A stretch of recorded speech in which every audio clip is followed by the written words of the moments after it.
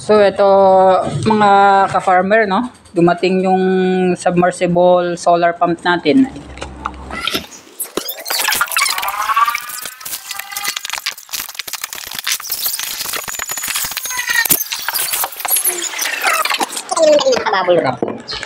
So ito guys.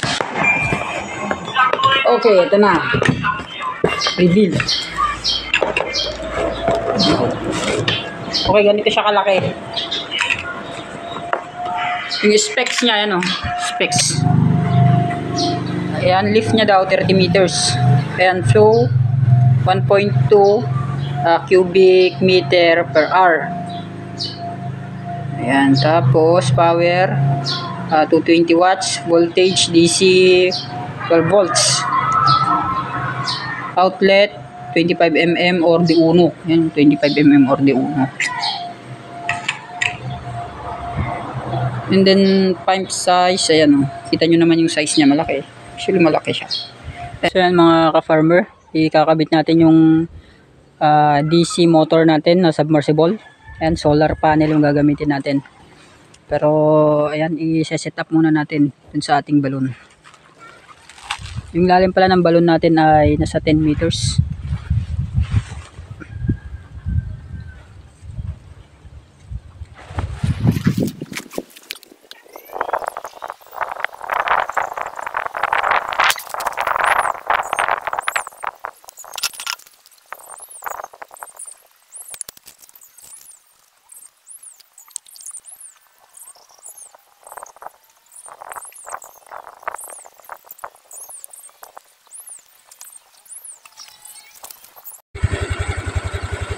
So ito mga ka-farmer, sinusubukan natin gamit lang yung battery ng click natin kasi wala pa yung solar panel na in-order natin.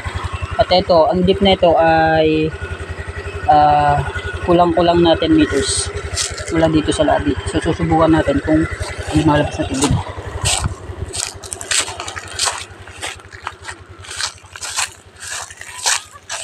Moment of truth. Uy, meron. Malakas. Ayan o. Ayan, malakas siya. So ito pwede natin gamitin ito. Free energy.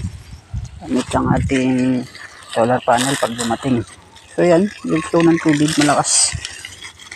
Pwede ilagay ito sa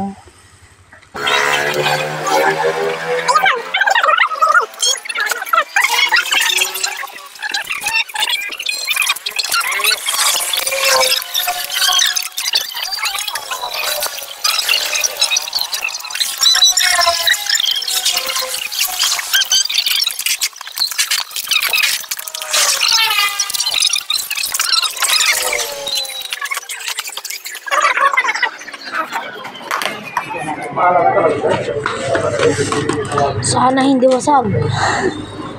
Direct panel gamitin. Mabitak sa amin na. Hindi pa nakapanaki.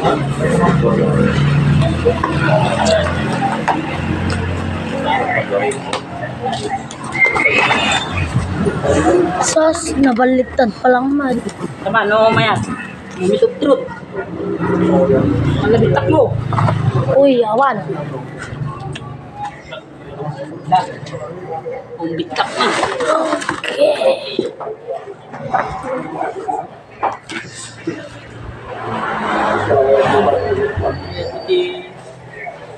So ito yung solar controller natin mula sa Shopee. Solar charge controller to. Solar charger. Maliit lang siya, cute. So cute. Ang in-order ko ay 30 ampere. Tama, 30 ampere. 30 ampere. 30 ampere. 12 volts, 30 ampere. It lang siya. Cute. And solar charger controller. Dito lang siya kaliit.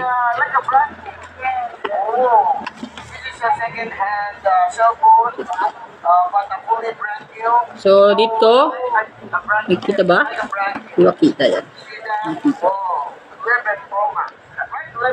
Ayan, makikita nyo yun, oh, may sign na panel. Ayan, sa gitna yung dalawa na yan, positive and negative sa battery. And then ito, positive and negative sa load. So, dumating yung battery natin. Masusubukan natin to. Dumating na yung battery natin na 12 volts, 25 ampere hour. Ayan. So, ganda naman. So, ito mga kaparmer yung total setup natin. O yung kabuuan ng setup natin. Ayan yung solar panel natin. Connected siya dito sa ating solar controller. Ayan, solar charge controller. So, meron pa tayo natitirang 11.9 volts sa ating battery. So, yan, nakaset to ng ayan kapag nagre-reconnect siya. At ito naman, sinet natin sa 11.5 para mag-stop yung load natin. Ayan. Isa lang pala yung battery na ginamit natin guys. Ayan. At ang pinapagana nito ay yung sa ating submersible pump. Ayan, connected siya papunta sa balloon.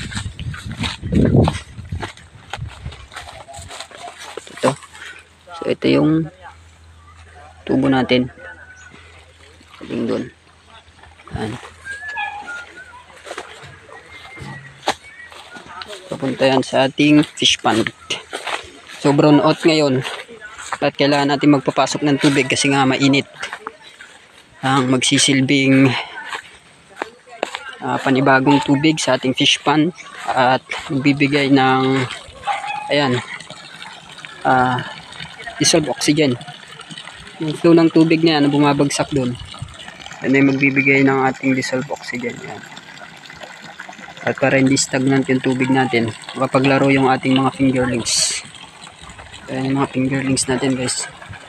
Yan ang mga kaparmero. Yung fingerlings natin medyo malalaki na.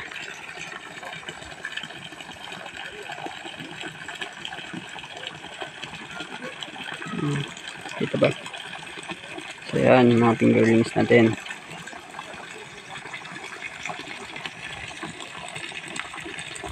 So yun lang mga kaparmer, ganun lang mag setup ng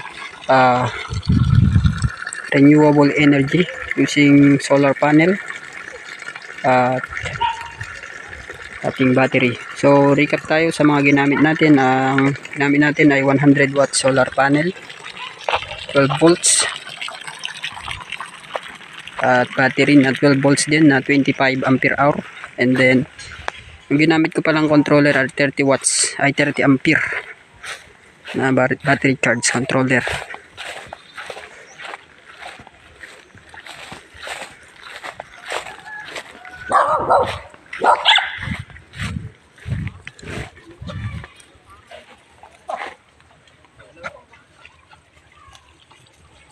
So yan lang, salamat sa panonood. Update ko sa mga susunod nating setup sa ating solar. So yan, naglagay tayo ng karton at bubble wrap para sa insulator ng ating itong bahay niya. Dalawa yan, no? Sa kahoy dito sa ilalim. At syempre meron pang plain sheet yan para kahit umulan hindi mabasa sa loob. At ito naman, lagyan ko dito ng karton tsaka yung bubble wrap para hindi mag-reflect dito yung liwanag, yung init nitong plain sheet. Hindi mag-reflect dito sa ilalim ng ating solar panel. So yan lang. Salamat.